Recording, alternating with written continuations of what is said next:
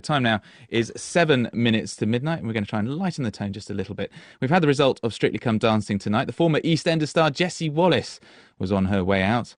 What about your dancing, we want to know? What about you blokes out there? Researchers at University of Hertfordshire have been looking into what makes for a sexy dancer, and apparently, although I find this hard to believe, John Travolta style moves do still cut it. Ladies, do you like a man who can cut some rug? Or to be honest, would you rather they just sat down and stopped embarrassing themselves?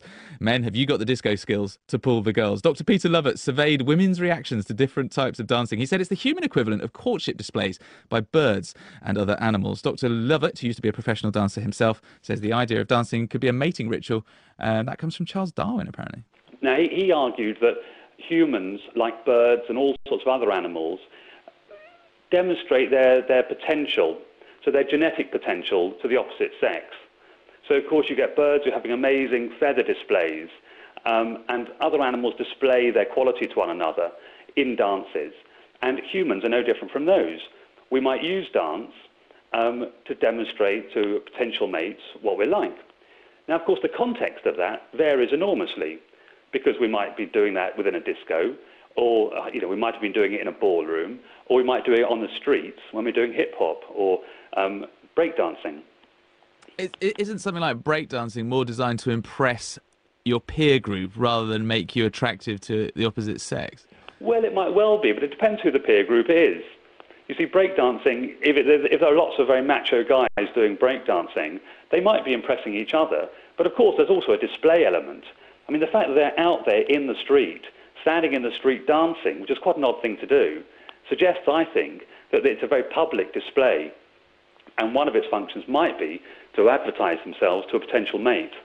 How important do you think in, say, white Western culture is dancing still? Because if you look back at as late as the 50s, men and women would dance with each other. And then in the 60s and 70s, they became increasingly separate. And now, really, there isn't any formalised kind of dancing left, is there? Well, you're right, and that kind of formalised dancing might not have been the dancing that we're trying that really shows the mating potential.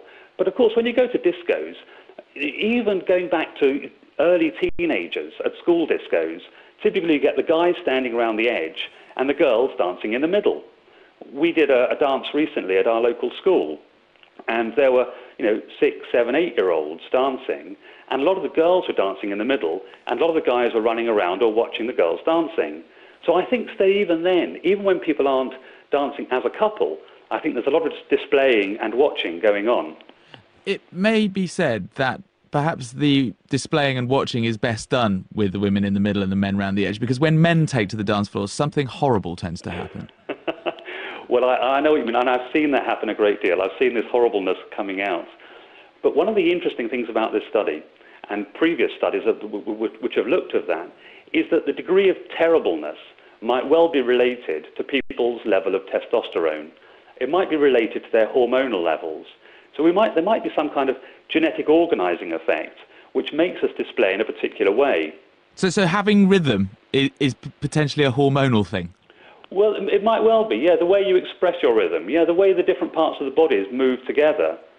So if you're able to coordinate one part of your body moving in one direction or using one set of patterns and another part of your body doing another set of patterns, that might be, and we don't know for certain, but that might well be genetically organised. I would say the very existence of rugby players and nightclubs perhaps disproves the theory. but it is an interesting point, especially when dancing for so many of us is fraught with social ineptitude and fear. Mm-hmm. Well, it's funny, isn't it, that we've got this thing that, you see, you don't have to be good to display something positive. So it's not the case that these rugby guys who have had 15 pints on a Wednesday evening are suddenly, they're all dreadful dancers. I run some dance classes for middle-aged couples, and typically these dance classes happen where the men are very reluctant. They don't want to come to the dance at all, but their wives have asked them to come along. And they all say, oh, I'm terrible, I'm rubbish, I can't dance. And they may not be brilliantly technically dancers or technically brilliant dancers, but, a lot of them have got this fantastic rhythm and they can just dance. And when they start to relax and their shoulders go down and they get into the music a bit, then they dance really, really well. And it's not about technicality. So good dancing isn't about a great rise and fall. It's about something much more natural than that. I promised myself when I became a dad I would stop dancing. I would never disgrace the dance floor again. And on the few occasions that I've had enough to drink Yeah. to override that rule, I have been proved absolutely right. Dads can't dance. Why is this, Peter? Okay, well, one of the theories that dads might not be able to dance is this.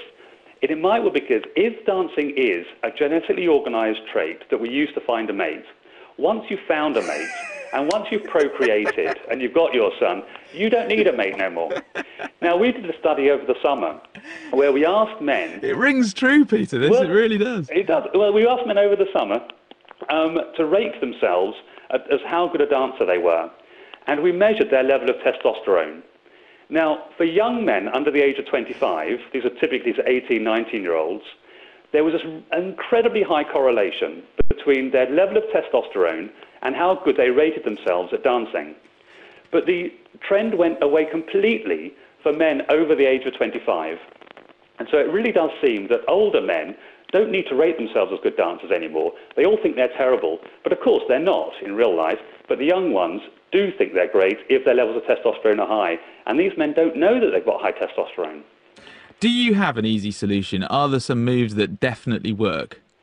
Well, there are certainly some moves which, based on my research, say that if somebody views you, if you're doing certain moves, which people generally, when they look at those moves, think, do you know what, that person's not a very high-quality individual. It's not a very attractive or not very dominant move. Yes, if you use very tiny moves, if you dance in a very small way, then you can increase your level of attractiveness and dominance by throwing in a few random elements to the move. But you've got to keep those moves fairly small. Sounds like the sort of thing that could frighten small children, throwing in random moves. That was Dr. Peter Lovatt.